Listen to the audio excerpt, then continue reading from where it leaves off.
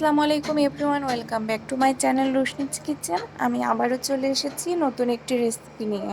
আর আজ আমি বানিয়ে দেখাবো চকলেট কেক। অসম্ভব মজাদার একটি রেসিপি, আমার পছন্দের একটি রেসিপি আপনাদের মাঝে শেয়ার করলাম। আশা করি ভালো লাগবে। বাসাতে একবার হলেও ট্রাই করে দেখবেন। অসম্ভব মজাদার রেসিপি। প্রথমে এখানে আমি একটি বাটি নিয়ে নিয়েছি আর নিয়ে নিচ্ছি একটা ডিম। দিয়ে দেবো 1 চামচ মতো বেকিং পাউডার। বেকিং পাউডারটা আমি আগে থেকে চালনি দিয়ে চেলে নিয়েছি। দিয়ে দিচ্ছি 1 কাপ মতো চিনি। সব উপকরণগুলো একসঙ্গে মিক্সড করে নেব। এবার দিয়ে দিচ্ছি ভ্যানিলা এসেন্স। এটি আমি 1 চামচ মতো দিচ্ছি, এতে ডিমের গন্ধটা দূর হয়ে যায়। আর দিয়ে দেবো 1 কাপ মতো কোকো পাউডার। কোকো পাউডারটা আমি চালনি দিয়ে চেলে নিয়েছি। সব উপকরণ একসঙ্গে মিক্সড করে নিয়ে এর মধ্যে দিয়ে দেব আমি কফি। আর এই কফিটা অ্যাড করার কারণ, কফিটা দিলে কেকের টেস্টটা অনেক দ্বিগুণ হয়ে যায়। তবে আপনারা চাইলে কফিটা স্কিপ করতে পারেন, তবে আমার কাছে বেশ ভালো লাগে। সব উপকরণগুলো একসঙ্গে মিক্সড করে এর মধ্যে আমি দিয়ে দেব 3 চামচ মতো লিকুইড মিল্ক। লিকুইড মিল্কটা আমি বেশি পরিমাণ ইউজ করছি না। এখানে কিন্তু আমি কোনো প্রকার পানিও ইউজ করি নাই। সামান্য পরিমাণ লিকুইড দুধ দেওয়ার পরে দিয়ে দেব 1 কাপ মতো ময়দা। এই ময়দাটাও আমি চালনি দিয়ে চেলে নিয়েছি। এবার সব উপকরণ ভালোভাবে মিক্সড করে নিতে হবে, কোনো প্রকার যেন দানা না থাকে। আর যদি দানা থাকে তাহলে কেকটা স্পঞ্জি হবে না। এবার সবার লাস্টে আমি দিয়ে দেব 1 কাপ মতো তেল। এই তেলটা দেওয়ার কারণে কেকটা কিন্তু অনেক অনেক নরম হয়, কেকটা অনেক সফট এবং অনেক স্পঞ্জি হয়ে যায়। এবার আমি একটি বাটি নিয়ে নিয়েছি, দিয়ে দিচ্ছি তেল, আর ওপরে অলরেডি পেপারটা বসিয়ে দিয়েছি।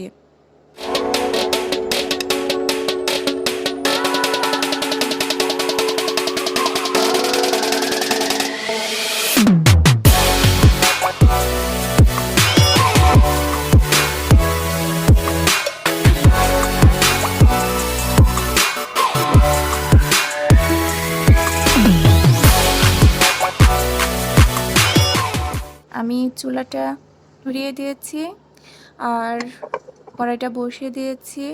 দিয়ে দিয়েছি স্ট্যান্ড আর একটি ঢাকনা দিয়ে আমি ঢেকে দিচ্ছি কিছুক্ষণের জন্য, যেন গরম হয়ে যায় কড়াইটা। এবার আমি বসিয়ে দিলাম কেকের বাটিটা, আর ঢাকনাটার যে ছিদ্র ছিল সেটা আমি কাগজ দিয়ে বন্ধ করে দিয়েছি। 40 মিনিট পর আমি ফিরে আসলাম। ব্যাস, রেডি হয়ে গেল আমার কেক। আমি এবার টুথপিকের সাহায্যে দেখে নিচ্ছি কেকটা কাঁচা আছে কিনা। না, আমার কেকটা কাঁচা নেই। এবার আমি একটু ঠান্ডা হয়ে গেলে একটি চাকুর সাহায্যে কেকটি বাটি থেকে তুলে নেব। আস্তে আস্তে করে আমি তুলে নেব। এবার একটি পিরিচ দিয়ে দিচ্ছি, দিয়ে উল্টিয়ে দিলাম। ব্যাস, রেডি হয়ে গেল আমার চকলেট কেকটা। কতটা সফট এবং স্পঞ্জি হয়েছে আপনারা দেখেই বুঝতে পারবেন।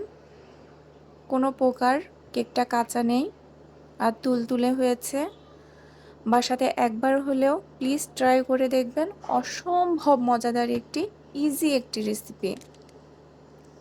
আর এখানে আমি নিয়ে নিচ্ছি চকলেট। এই চকলেটটা আমি 6টা থেকে 7টা নিয়েছি। আর যদি বড় চকলেট হয় তাহলে 2টা থেকে 3টা নিলেই হবে। আর দিয়ে দিচ্ছি আমি এখানে দুধ। এই দুধটা আমি 1 কাপ মতো ইউজ করছি। আর দিয়ে দিচ্ছি 1 চামচ মতো চিনি। এবার চুলাতে জাল দিতে হবে। ব্যাস, রেডি হয়ে গেল আমার চকলেটটা। আর এখানে আমি ডেইরি মিল্ক চকলেট ইউজ করেছি। এবার আমি কেকের ওপরে এই চকলেটটা দিয়ে দেব। দেখুন কতটা লোভনীয় হয়েছে খেতে, আপনারা খেলেই বুঝতে পারবেন। বাসাতে একবার হলেও ট্রাই করে দেখবেন। এবার আমি কেকের ওপরে দিয়ে দিচ্ছি সেই চকলেটটা।